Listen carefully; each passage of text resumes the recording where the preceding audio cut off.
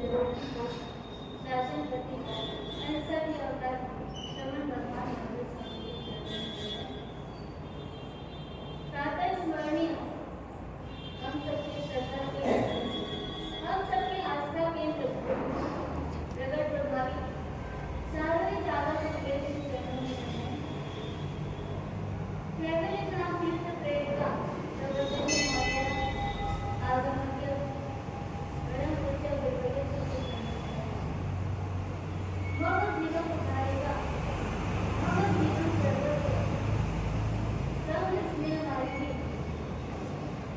परम सत्य विपरीत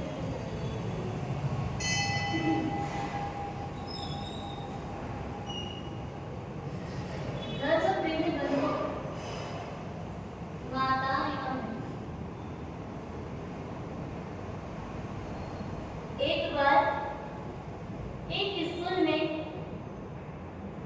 टीचर ने बच्चों से प्रश्न किया, ऐसी कौन सी वस्तु है जो जिस कार्य के लिए बनी है उसका उपयोग उस कार्य में न करके अन्य कार्यों में उपयोग किया जाता है।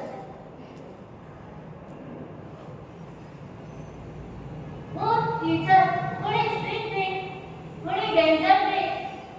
बच्चे आंसर देने में डर रहे थे, पर भी एक बच्चे से उन्होंने प्रश्न का आंसर पूछा, पर वो जवाब नहीं मिला। पर एक छोटा बच्चा जो बार-बार हाथ ऊपर करता फिर नीचे करता, फिर ऊपर करता फिर नीचे करता, टीचर की नजर उस बच्चे की तरफ पड़ी। टीचर ने बोला, खड़े हो जाओ और इसका आंसर दो। वो बच्चा डरे डरे खड़े हुआ और कहने लगा, यदि मैं इसका आंसर बताऊं तो आप मुझे डांटोगे तो नहीं, आप मुझे मारोगे तो नहीं, आप मुझे मुर्गा तो नहीं बनाओगे, आप मुझे क्लास से बाहर तो नहीं निकाल दोगे। वो टीचर बहुत सरल होकर के उस बच्चे से प्रेम से कहा कि मैं तुझे बिल्कुल भी नहीं डांटूंगा, मुर्गा भी नहीं बनाऊंगा, क्लास से बाहर भी नहीं निकालूंगा। वो बच्चा धीरे से आंसर देता है कि आपके हाथ में जो ये स्केल दिखाई दे रहा है, उस स्केल का उपयोग लाइन खींचने में किया जाता है और आप इसका उपयोग किसमें करते हो? हम बच्चों को मारने में। पूरी क्लास के बच्चे, टीचर एकदम सन्नाटे में छा जाता है वो क्लासरूम कि ये क्या, यदि ये स्केल का उपयोग लाइन खींचने में है और मैं इसका उपयोग किसमें कर रहा हूँ? मारने में कर रहा हूँ। बच्चे को बहुत शाबाशी देते हैं और नीचे बिठाते हैं, पर यही घटना हमारे जीवन में भी घटती है। ये मनुष्य का भाव मिला, इसका उपयोग क्या?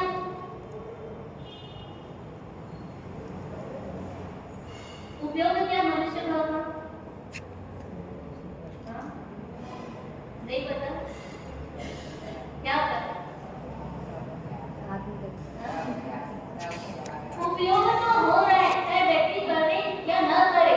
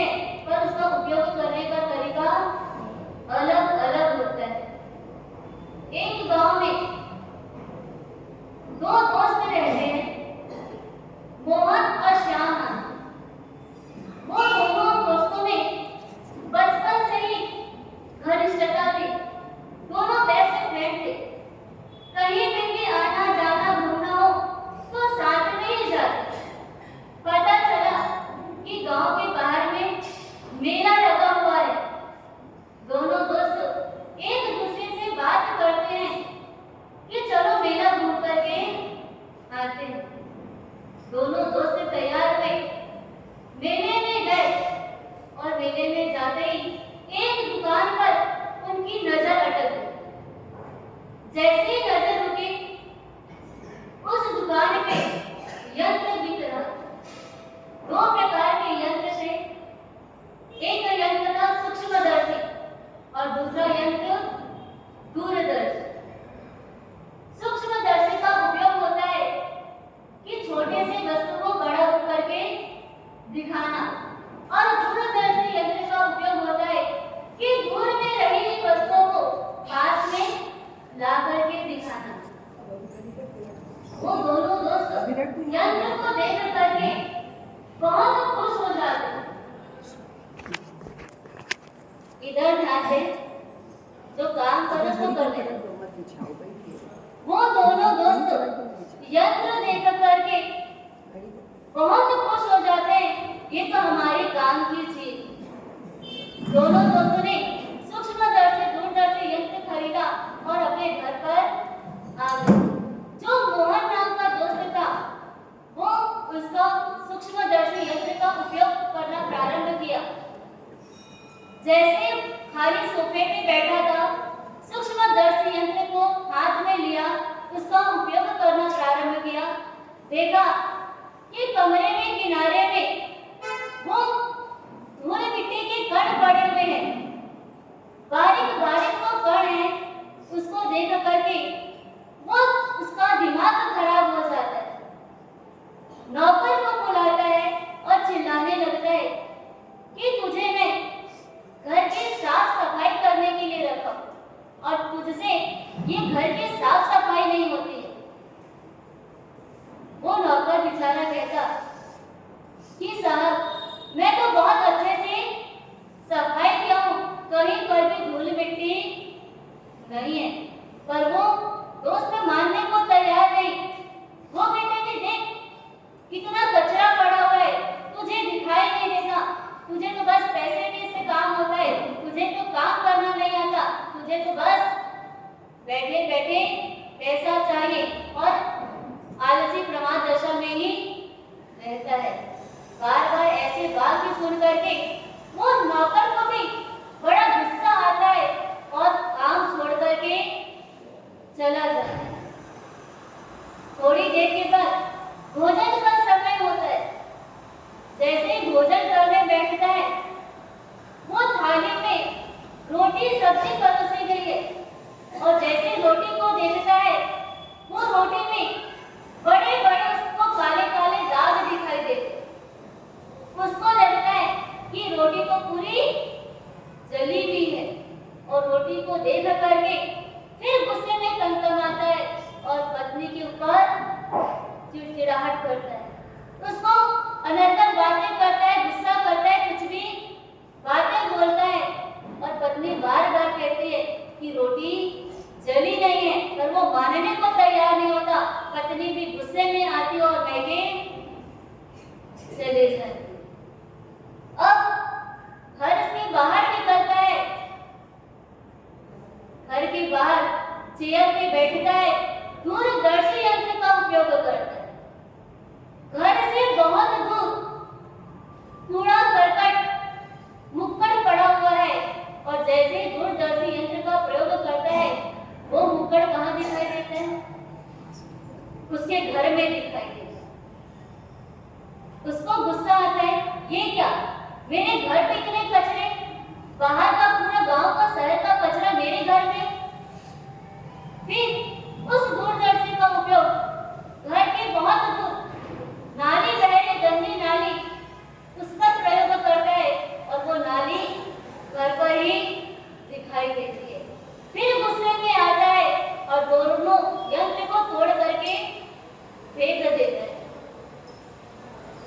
फिर उसे ध्यान आता है, अरे मेरे मित्र ने भी तो यही यंत्र खरीदा है, मेरे जैसे वो भी दुखी हो रहा होगा। एक बार जाता हूँ, मिल करके आता हूँ। जैसे दोस्त के पास जाता है और दोस्त तो दुखी होने की बजाय बहुत प्रसन्न मुद्रा में बैठा हुआ है। उसकी प्रसन्नता को देख करके दोस्त आश्चर्यचकित होता है, पूछता है कि भाई तू इतना प्रसन्न कैसे? मैं तो वो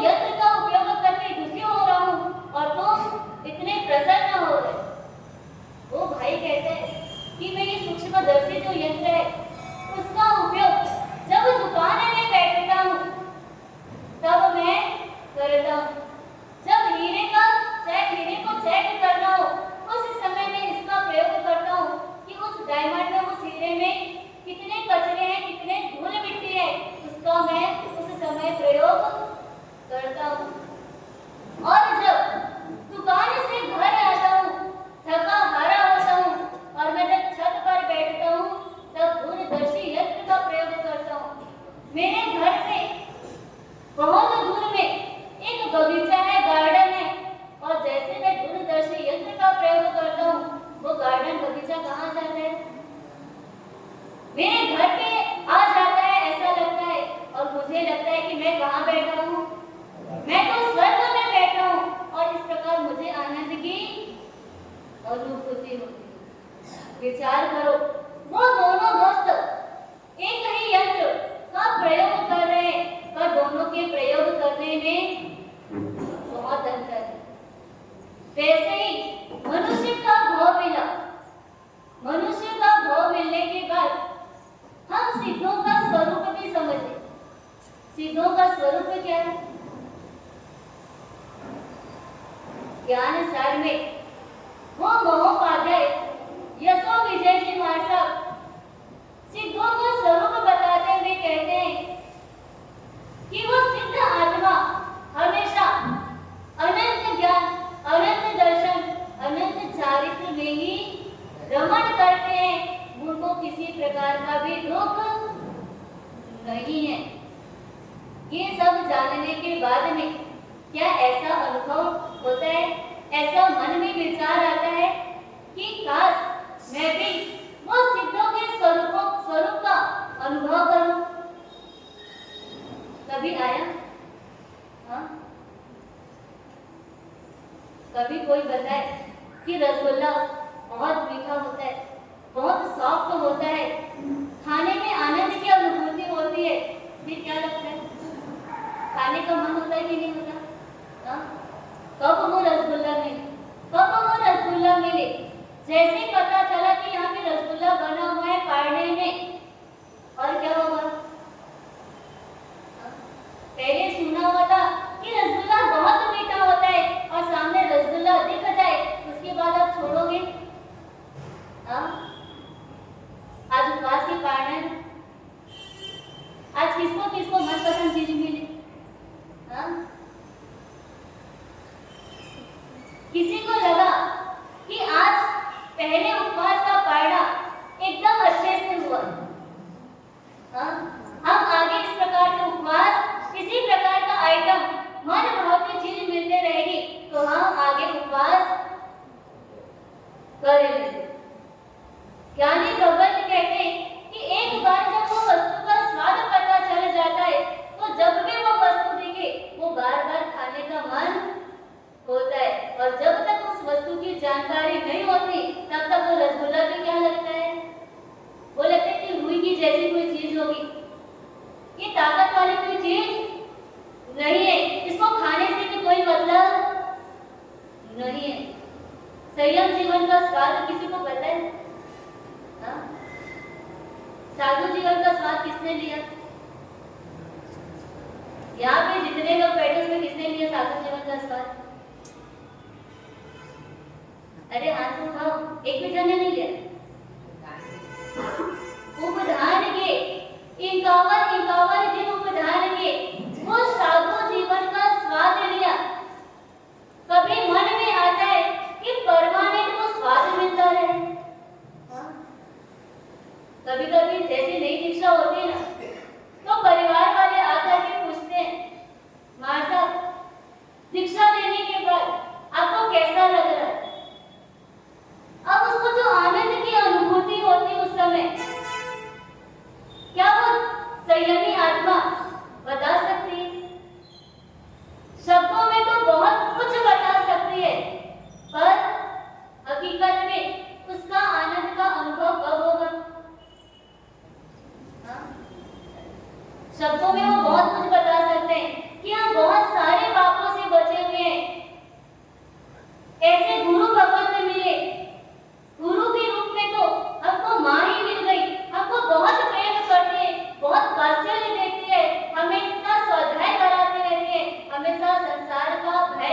बताती है और वो सिद्धों का स्वरूप समझाती है। ऐसे गुरु माँ अगर मिल जाए तो हमको तो बहुत आनंद की अनुभूति होती है। हम तो बहुत आनंद में हैं, हम तो बहुत आनंद में हैं। कितना कहने के बाद क्या उस का अनुभव, उस आनंद का अनुभव आप ले सकते हो? नहीं ले सकते। तो नव दीक्षित साधु साध्वी भगत कहते हैं कि इस आनंद का अनुभव अगर लेना हो तो आप क्या करो? आप भी दीक्षा लेकर के देखो। जैसे दीक्षा लोगे उसका आनंद आपको पता चल जाए। और व्यक्ति एक बार जब आनंद का अनुभव ले लेता है तो उसको वापस से संसार की याद नहीं आती। हमने दीक्षा ली, गुरु भगत अभी हमसे क्षेत्र से दूरी है, पर गुरु भगत की स्मृति पूरे टाइम बनी रहती है। पर जिस दिन दीक्षा लिया उस दिन कभी माता पिता की याद नहीं आती। माता पिता चल करके आ जाते हैं, पर कहो कि माता पिता की याद आती होगी, पर वो कभी गुरु भगवंत की निष्ठा में वो हमको इस तरीके से रखते हैं कि हमको कभी संसार की भी याद नहीं आती। तो जब सिद्धों का स्वरूप समझने के बाद अंदर में एक चिंतन चलना चाहिए कि कब मैं उस सिद्ध का स्वरूप का वो आनंद का अनुभव करूं। और जब आनंद की अनुभूति होगी, जो सिद्ध भगवंत ने आनंद की अनुभूति की, उसके बाद क्या उनको संसार में आने का मन होता है? कभी किसी ने सुना कि एक आत्मा सिद्ध अवस्था में जाने के बाद, सिद्ध शिला में जाने के बाद वापस से संसार में आई है? किसी ने सुना? किसी ने भी नहीं सुना।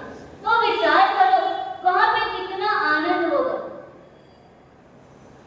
वही आनंद की अनुभूति लेने के लिए हम सब यहाँ पे उपस्थित होते हैं।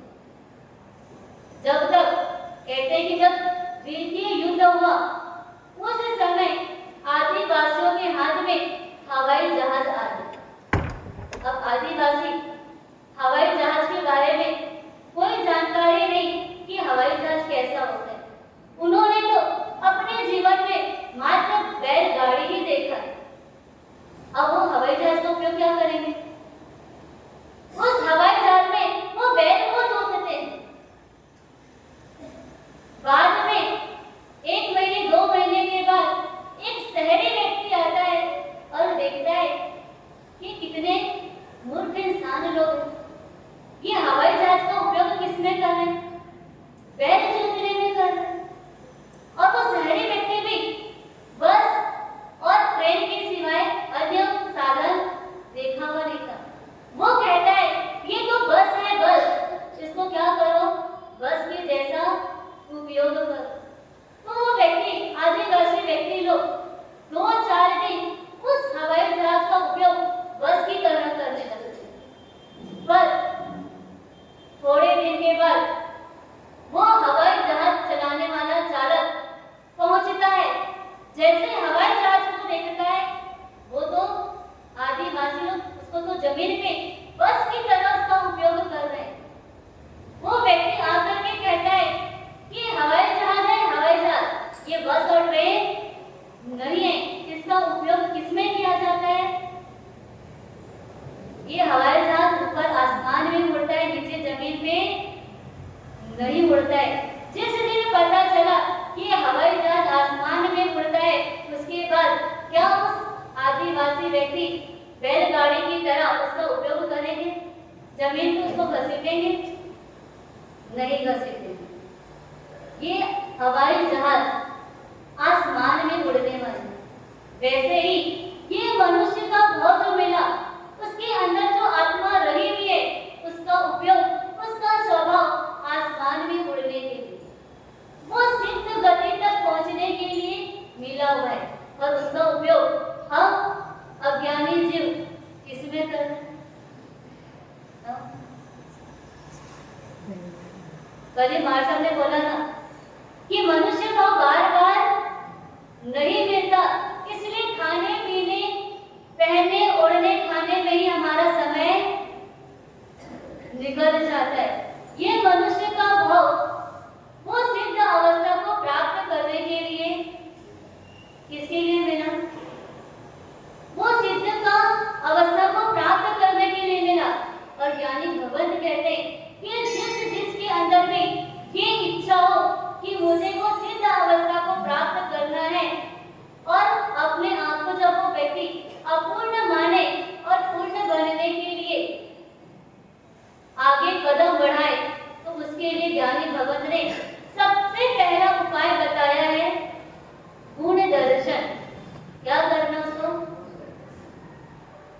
सिद्ध अवस्था में जाने के लिए, वो सिद्ध अवस्था को प्राप्त करने के लिए पहला उपाय बताया है गुण दर्शन। क्या करना? और हमारी दृष्टि कैसी होगी? तब गुणों का दर्शन होगा। जब हमारी दृष्टि गुण दृष्टि होगी तब गुणों का दर्शन होगा, अन्यथा दोष दृष्टि होगी तो दोष के ही दर्शन होंगे। इसलिए ज्ञानी भगवान कहते हैं, जैसे पतझड़ का समय आता है, पेड़ के पत्ते सूखने लगते हैं और वो जब गधा वो सूखे पत्ते को देखता है तब वो खाने के लिए आनाकानी करता है। वो सूखे पत्ते को खा नहीं पाता, देखता है और मुंह वहां से हटा लेता है। अब वो गधे का मालिक सोचता है कि ये खाएगा नहीं तो इसका जीवन चलेगा कैसे, और इसके लिए हरी वनस्पति अभी तो आ नहीं सकती, इसके लिए क्या कर सकते हैं? विचार करते हैं, सोचता है वो, सोचने के बाद लगता है इसकी आंखों में ही मैं क्या करूं, हरा चश्मा लगा दे। वो गधे के आंखों में हरा चश्मा लगा लेता है। जैसे वो गधा वो सूखे घास को हरी वनस्पति के रूप में देखता है और फटाफट मुंह डालता है और अपना भोजन कर लेता है। वैसे ज्ञानी भगवंत कहते हैं कि मनुष्य का भाव मिला है तो हर वस्तु में कोई ना कोई गुण है ही। वो गुण को देखने के लिए चश्मे की आवश्यकता है। कौन सी चश्मा चाहिए? गुण दृष्टि वाला चश्मा, गुण ग्राहकता का चश्मा। और वो चश्मा कहाँ पे मिलेगा? हाँ, यहाँ पे दफ्तरी में कोई ऑप्टिकल है क्या जो यहाँ वैसे चश्मा आपको बना करके दे कि आप जिसको भी देखो उसमें गुण ही गुण दिखाई देगा? ऐसा हो तो बताओ, है कोई चश्मे की दुकान? हाँ, ऐसे चश्मे की दुकान आपको कहीं पर भी नहीं मिलेगी। वो मात्र और मात्र जब व्यक्ति गुरु सानिध्य में आता है, जिन वाणी श्रवण करता है, तो ऑटोमेटिक वो चश्मा उसके नेत्र पे लग ही जाता है। तो आप लोगों को आज कौन सी प्रभावना मिलने वाली? प्रभावना कौन सी प्रभावना मिलेगी?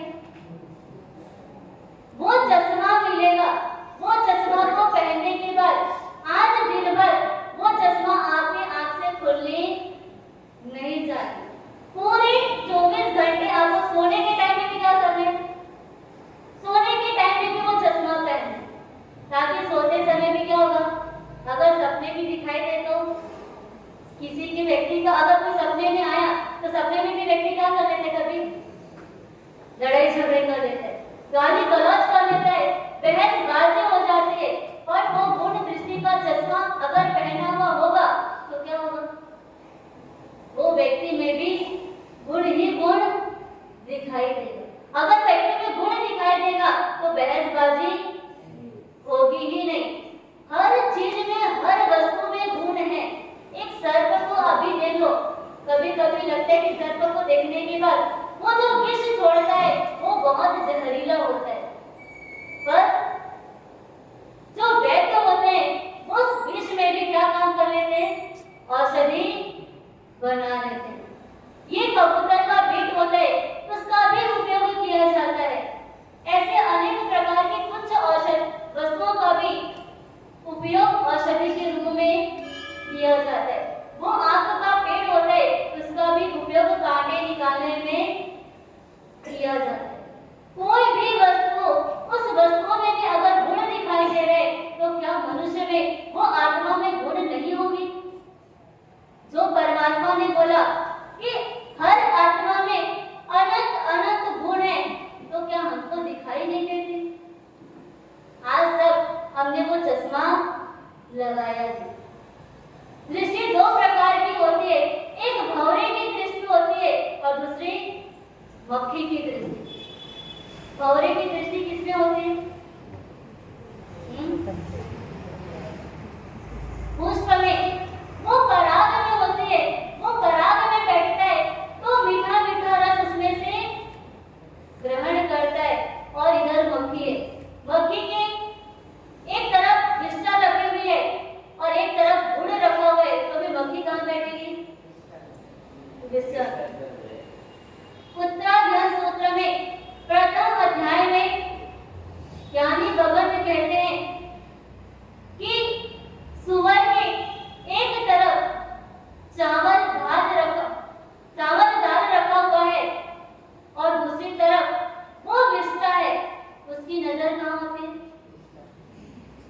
गरम गरम चावल बना हुआ है, गरम गरम मिठाई भी रखी हुई, आज की बनी हुई मिठाई है, फिर भी उसकी नजर किधर होती है? डिस्टर्ब नहीं होती। अगर हमारी दृष्टि रोज देखने में बनी हुई है तो ज्ञानी भगवान कहते हैं कि अगला भाव कहाँ का मिलने वाला है? कौन सा भाव मिलने वाला है? वो तिर्यंच का भाव, वो सुअर की आकृति जिसको देख करके हमको घृणा आती है, हम अपना मुख मोड़ लेते हैं, वैसे भाव में जाने की तैयारी हो तो हमारी दृष्टि क्या होनी चाहिए? वैसे भाव में अगर जाने की आपका मन हो तो दो से दृष्टि बना करके रखो, वो चश्मा पहन करके रखो। पर यदि ये सुअर की आकृति ना मिले, वो तिर्यंच की आकृति नहीं चाहते, सिद्ध अवस्था का स्वरूप, वो आनंद का अनुभव प्राप्त करना चाहते, तो हमारी सोच, हमारी दृष्टि किसकी तरह? गुण दृष्टि, हमेशा गुणों की तरफ हमारी नजर। एक श्रीफल, नारियल, आप नारियल को देखोगे तो बाहर से कैसा दिखता है? बाहर से छिलका पूरे कलर का, उसको कोई खाता भी नहीं। बाहर से देखो तो कठोर और अंदर देखो तो स्निग्ध, मुलायम, सफेद कलर का, खाने में भी मीठा होता है। अब बाहर के रूप रंग को देख करके क्या आप नारियल नहीं खाते? उस नारियल में भी बाहर से देखोगे तो एक प्रकार से दोष है और अंदर देखो तो गुण है। जब उस नारियल को देखते हैं हमारी दृष्टि डायरेक्ट कहाँ जाती है? गुणों की तरफ जाती है। और वो श्रीफल का उपयोग भी किसमें होता है? श्रीफल का उपयोग कब कब करते हैं? जितने भी मंगल कार्यक्रम होते हैं वो सारे कार्यक्रमों में उस श्रीफल का उपयोग किया जाता है। जैसे हमारी दृष्टि वो नारियल को देखकर अंदर में रही हुई वस्तु में जाता है, वैसे ही हम अगर व्यक्ति को देखें तो बाहर की आकृति में, बाहर के हाव भाव में हमारा मन, हमारी दृष्टि मिल जानी चाहिए। एक बार एक बच्चा गुब्बारे वाले के पास खड़ा है और गुब्बारा वाला तो लाल, पीला, सफेद अनेक कलर के गुब्बारे आकाश में उड़ाते जा रहे हैं। वो गैस भर के, वो हीलियम गैस भर करके वो गुब्बारों को उड़ाता है और बच्चों को अपनी तरफ आकर्षित करता है। एक छोटा सा बच्चा वो गुब्बारे वाले के पास खड़ा है। वो गुब्बारा वाला सोचता है कि बच्चा कब से यहाँ पे खड़ा है, उसको क्या चाहिए। उसको गुब्बारा उसके हाथ में देते हैं तो वो कहते हैं कि मुझे गुब्बारा नहीं चाहिए। तो बेटा तुझे क्या चाहिए? वो बच्चा कहता है कि क्या ये लाल, पीले, सफेद गुब्बारे ही आसमान में उड़ते हैं, क्या काला गुब्बारा आसमान में नहीं उड़ सकता? ये जो लाल पीले कलर के आप गुब्बारे उड़ा रहे हो वो तो आसमान को छू जाता है, क्या काला कलर का अगर गुब्बारा उड़ाया जाए तो क्या वो आसमान को छू नहीं सकता? वो गुब्बारा वाला वो छोटे बच्चे की बात सुन करके उसको देख करके समझ में आ जाता है कि बच्चे के अंदर प्रश्न क्या है। और गुब्बारा वाला बड़े प्रेम से कहता है कि हाँ बेटा, अगर काला गुब्बारा भी उसके अंदर अगर शक्ति हो तो वो भी क्या कर सकता है? आसमान को छू सकता है। कलर कुछ भी हो, अगर उसके अंदर हीलियम गैस भरा गया तो वो आसमान को छूने की ताकत रखता है। वैसे ही व्यक्ति बाहर से चाहे काला हो या गोरा हो, पर अंदर की शक्ति कैसी होनी चाहिए? अंदर की वो शक्ति मजबूत है, सकारात्मक सोच है, पॉजिटिव थॉट्स है, वो व्यक्ति आसमान को छू सकता है। पर जब तक दो से दृष्टि होगी तो व्यक्ति आसमान को नहीं छू सकता। पूरे ज्ञान सार में प्रथम अध्याय में ज्ञानी भगवत बार बार कहते हैं कि लक्ष्य तैयार करो, मुझे वो सिद्ध अवस्था को प्राप्त करना है और मुझे वो दृष्टि परिवर्तन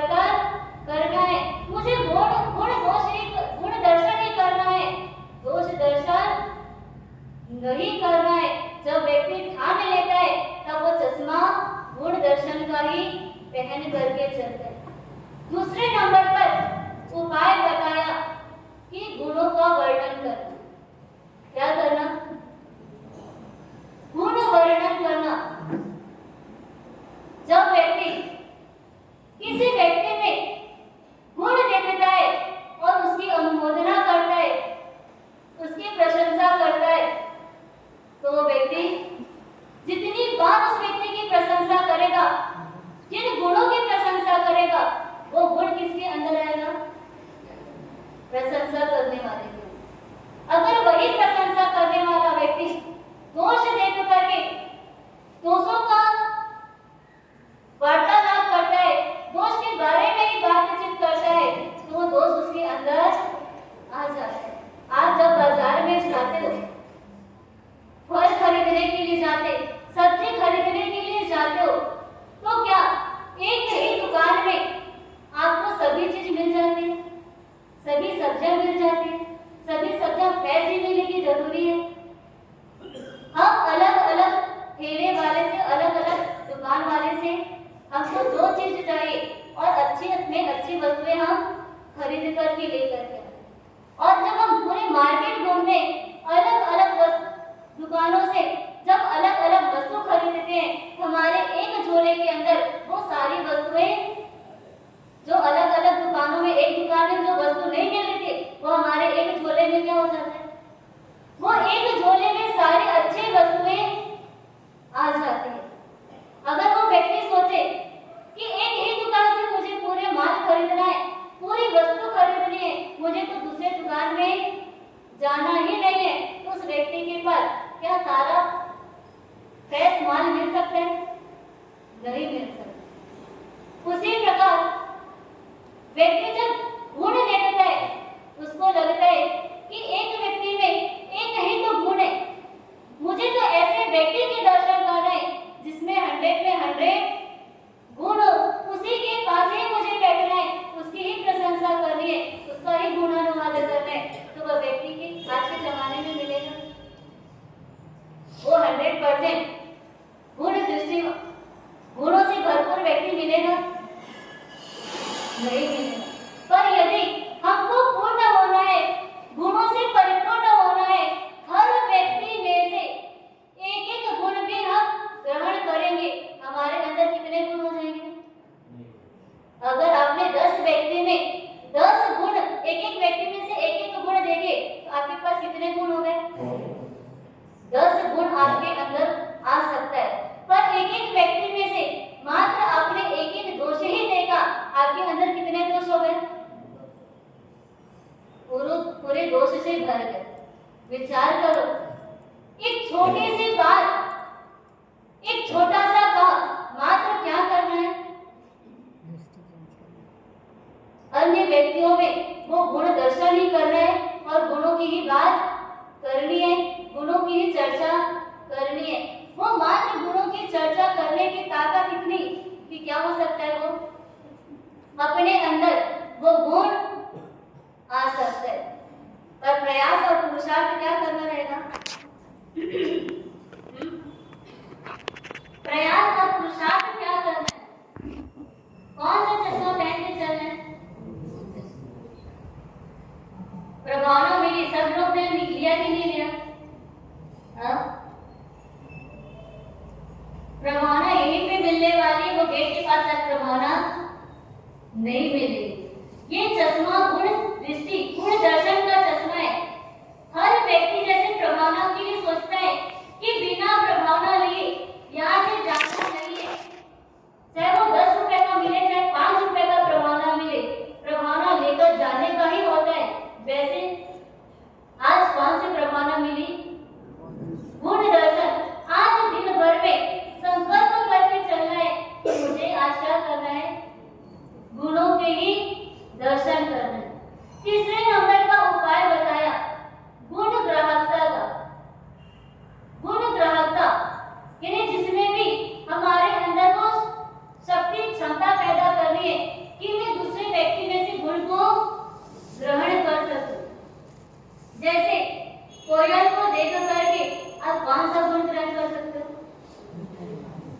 हाँ? मीठी आवाज, वो सुरीली आवाज हम ग्रहण कर सकते। एक चींटी को देख करके आप कौन सा गुण ग्रहण कर सकते हो? कौन सा गुण ग्रहण करना? लाइन से चलती। और यहाँ पे कैसे बैठे? हाँ? मतलब वो चींटी से भी हमने गुण नहीं सीखा। यदि हम स्वाध्याय सुनने आते, जिन्हें वाणी श्रवण करने आते, आप कहीं पर भी चले जाओ, कहीं किसी भी समाज में चले जाओ, बैठने की व्यवस्था आप देखो। हम बॉम्बे जैसे सिटी में थे, जिस जगह पे हम थे उसके जस्ट पीछे वो मुसलमानों का जब वो नमाज पढ़ने का समय होता, वो शुक्रवार का जब दिन आता, वो टाइम से पहुंचते और इतने लाइन से बैठते। एक जैसे हम गुरु वंदन करते ना, वैसे उनके भी उठे बैठकर की जो भी क्रिया होती वो हमको दूर से दिखाई देता। एक जैसे वो सिर झुकाते, एक जैसे एक साथ वो खड़े होते। 2-4 बार देखने का प्रसंग बना, लगा कि इनके अंदर वो अपने धर्म के प्रति कितने जागृत थे, कितने अहोभाव से जैसे समय होता वो समय से पहले पहुंच जाते। अगर वो कभी-कभी हम बिहार करते तो देखते कि अगर गाड़ी चलाने वाला ड्राइवर अगर वो मुसलमान है तो क्या करते हो? जैसे टाइम होता है वो गाड़ी से उतर के कपड़े बिछा करके भी अपना नमाज पढ़ लेते। और हमको जैन धर्म मिला, वो जैन धर्म के प्रति, वो जिन वाणी के प्रति अहोभाव हमको नहीं आता। और अहोभाव नहीं आने के कारण वो जितने भी स्वाध्याय जिन वाणी चलती है उनसे हम सब क्या हो जाते हैं? वंचित हो जाते। चातुर्मास जैसे समय में मात्र हमने चातुर्मास का दिन कितना माना? वो तो परमात्मा के अनुसार, वो साधु साध्वी के अनुसार 120 दिन का। और आप लोगों के हिसाब से कितने दिन का? 50। हाँ? वो 50 दिन भी हम अपने संसार के कार्य को छोड़ करके वो जिन वाणी श्रवण करने में रुचि बना नहीं सकते, वो पापों को छोड़ नहीं सकते। वो प्रतिक्रमण का टाइम, वो स्वाध्याय का टाइम, जिन वाणी का टाइम, हम सब कार्यक्रमों से क्या होते हैं? दूर। मर्द संसार नहीं छूटता, सिंगल फैमिली है, 2 ही लोग रहते हैं तो दुकान पे एक को बैठना होता है तो एक छोड़ करके आ जाते हैं। विचार करो, जब घर पे कोई काम होता है तो दुकान बंद होती कि नहीं होती? घर बंद होता है कि नहीं? चौका बंद होता है कि नहीं? सब काम आप घर के व्यवस्थित करते हो, पर जहाँ धर्म की बात आती है वहाँ पे सब पीछे हट जाते। वो चींटी से सीखना है कि कतारबद्ध तरीके से चलना, पंक्तिबद्ध होकर के चलना। और दूसरे क्या गुण है उसके अंदर?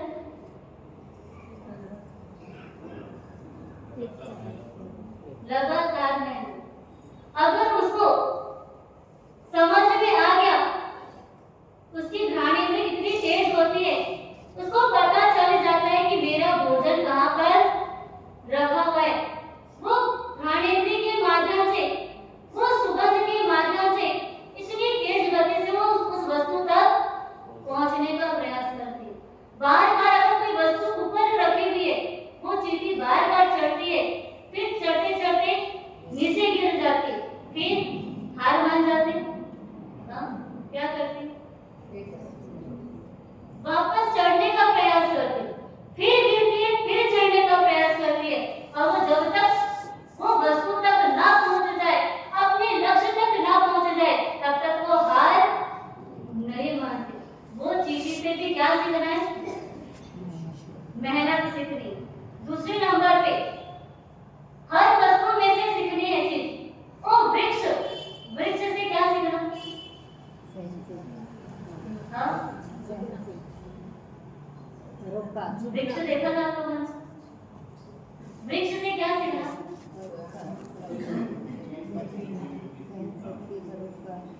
कितनी विपरीत परिस्थितियां थी, धूप हो छांव, कैसे समभाव से वो खड़े, और जिनको फल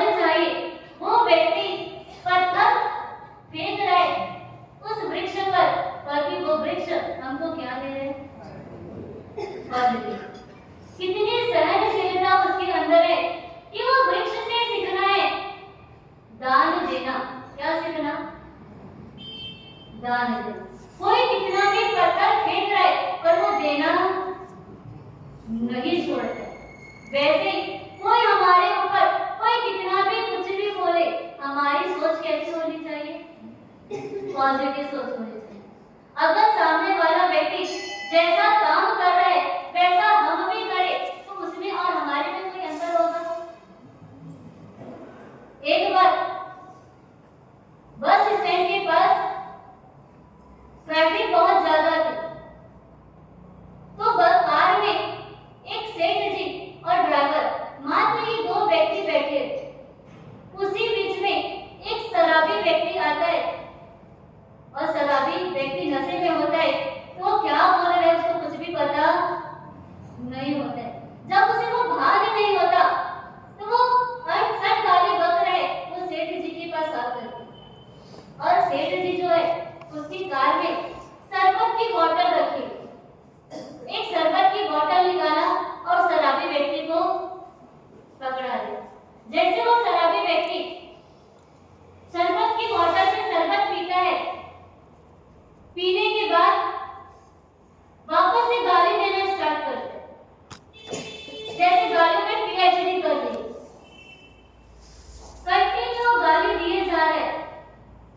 वो सेठ जी शरबत की दूसरी बोतल निकालते, दूसरी बोतल पकड़ाते, फिर पीता है, फिर गाली देना स्टार्ट करते। ऐसा वो कम से कम 8-10 बोतलें उसको दे देते। पर बाजू में जो ड्राइवर बैठा है वो सोचता है कि सेठ जी का दिमाग घूम गया है। एक तो वो शराबी व्यक्ति गाली दे रहा है और इसको सेठ जी क्या दे रहे हैं, शरबत की बोतल। वो ड्राइवर से रहा नहीं जाता,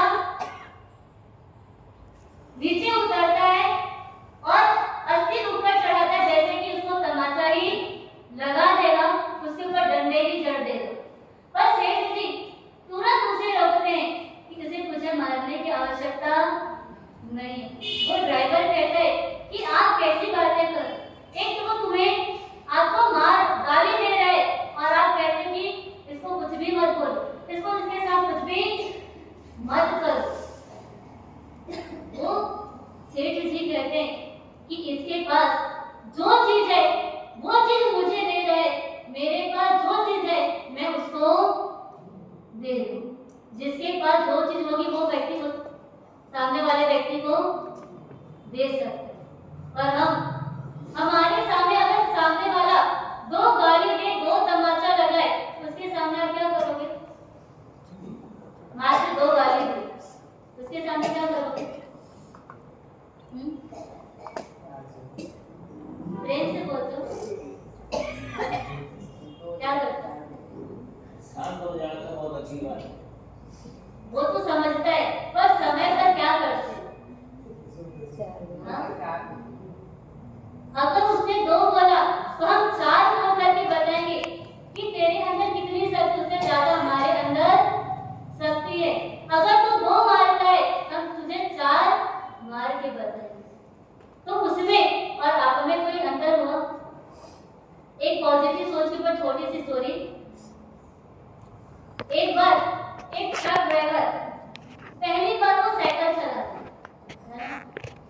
चला रहा था और साइकिल चलाने उसको आती नहीं थी। तो सामने से एक व्यक्ति दादाजी आए, उम्र ज्यादा होने के कारण अच्छे से चल नहीं पा रहे थे, और वो भी उसको साइकिल वाले को भी साइकिल चलाने नहीं आती। दोनों की टक्कर हो गई। दोनों की टक्कर हुई तो दादाजी नीचे गिर जाते। वो साइकिल वाला भी गिरता है तो उठ करके तुरंत दादाजी के पास आता है और दादाजी को कहता है कि सॉरी, और 50 रुपए जेब से निकालता है और वो दादाजी को बोलता है कि भगवान जी को थैंक से बोलना, भगवान जी से प्रार्थना